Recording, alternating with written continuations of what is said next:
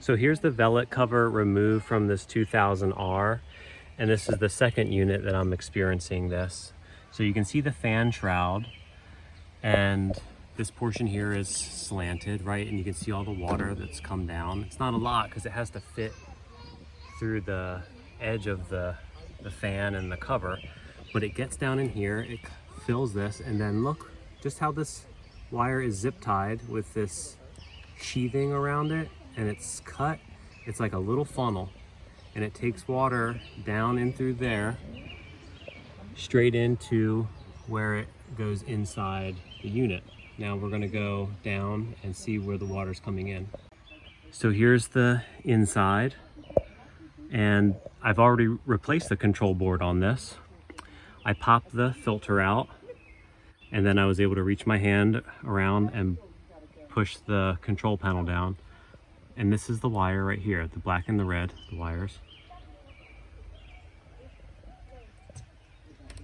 The water poured right out of that straw, right out of that tube.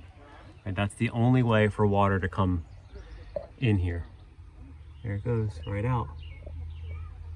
And that's the design flaw, right? And this is 2 air conditioners that I'm dealing with this. I have 10 more out there. So here's my solution, is just to cut that zip tie that the original wiring harness is attached to, right where that bolt head is, and zip tie it over here to that wire, and it keeps it away and doesn't allow water to filter and funnel right down that little tube. So here's a brand new Velit unit that I got as a replacement for another unit, exact same unit that was on here, and I was having trouble.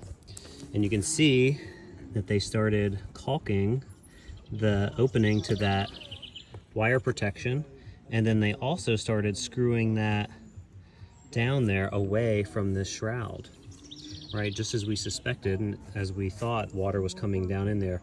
No, they were having issues.